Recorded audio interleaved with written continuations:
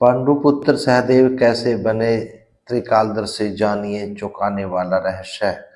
यह कथा कुछ लोक कथाओं और पौराणिक व्याख्याओं में मिलती है। मुख्य महाभारत ग्रंथ में विस्तार से नहीं मिलती, लेकिन परंपराओं में प्रचलित है। महाभारत के महान और रहस्यमयी पात्रों में से एक सहदेव को उनकी असाधारण बुद्धि और ज्ञान के लिए जाना जाता है, लेकिन बहुत कम लोग जानते हैं कि उनके इस दिव्य ज्ञान के पीछे एक अद्भुत और रहस्यपूर्ण कथा जुड़ी हुई है, जो उनके पिता पांडु की मृत्यु से संबंधित है। कहा जाता है कि जब पांडु की मृत्यु वन में हुई, तब समस्त पांडव अत्यंत शोक में डूबे हुए थे और उनके अंतिम संस्कार की तैयारी की जा रही थी। उसी समय सहदेव को एक दिव्य संकेत प्राप्त हुआ। कुछ कथाओं के अनुसार यह संकेत आकाशवाणी के रूप में था और कुछ के अनुसार स्वयं श्री कृष्ण ने उन्हें यह रहस्य बताया कि यदि वह अपने पिता के मस्तिष्क का एक अंश ग्रहण कर ले, उन्हें त्रिकाल ज्ञान या भूत, वर्तमान और भविष्य का संपूर्ण ज्ञान प्राप्त हो जाएगा। यह सुनकर सहदेव के सामने एक अत्यंत कठिन निर्णय था, क्योंकि एक और पिता के प्रति श्रद्धा और संस्कार थे और दूसरी ओर ज्ञान प्राप्त करने का अवसर। अंततः उन्होंने धर्म और ज्ञान की महत्ता को समझते हुए यह कार्य किया, और जैसे ही उन्होंने पांडु के मस्तिष्क का अंश ग्रहण किया, उनके भीतर अद्भुत परिवर्तन होने लगा। उनका मन और बुद्धि असाधारण रूप से विकसित हो गए और उन्हें संसार की अनेक घटनाओं का ज्ञान होने लगा। वे भविष्य में होने वाली घटनाओं को भी समझने लगे।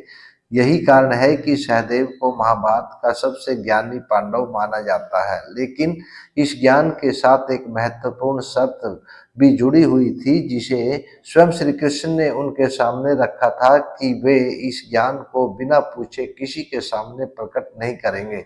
यदि वे ऐसा करेंगे तो उनके लिए गंभीर परिणाम हो सकते हैं। इसलिए सहदेव ने अपने ज्ञान को हमेशा नियंत्रित रखा और कभी भी स्वयं से किसी को कुछ नहीं बताया। यहाँ तक कि जब महाभारत युद्ध होने वाला था और उन्हें पहले से पता था कि क्या होने वाला है, कौन जीतेगा और कौन हारेगा, तब भी उन्होंने मौन रहना ही उचित समझा।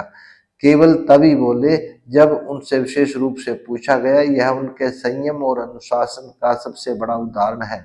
इस कथा का गहरा आध्यात्मिक अर्थ भी है, क्योंकि यहाँ मस्तिष्क को खाने का तात्पर्य केवल शारीरिक क्रिया नहीं, बल्कि ज्ञान को आत्मसात करने का प्रतीक है। यह दर्शाता है कि सच्चा ज्ञान त्याग, साहस और कठिन निर्णयों के माध्यम से प्राप्त होता है, और उसके साथ जिम्मेदारी भी आती है। सहदेव का चरित्र हमें यह सिखाता है कि ज्ञान होना ही पर्याप्त नहीं है, बल्कि उसका सही उपयोग और सही समय पर उपयोग करना अधिक महत्वपूर्ण है।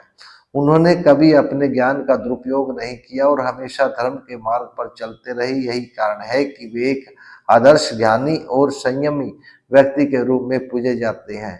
यह ज्ञान हमें यह भी बताता है कि जीवन में कई बार ऐसे निर्णय लेने पड़ते हैं जो कठिन होते हैं, लेकिन यदि वे धर्म और सत्य के मार्ग पर आधारित हों तो अंततः वही सही सिद्ध होते हैं। सहदेव ने अपने पिता के मस्तिष्क का अंश ग्रहण करके जो ज्ञान प्राप्त किए, वह केवल उनके लिए नहीं, बल्कि संपूर्ण मानवता के लिए एक संदेश बन गया कि ज्ञान के साथ विनम्रता और संयम होना अत्यंत आवश्यक है।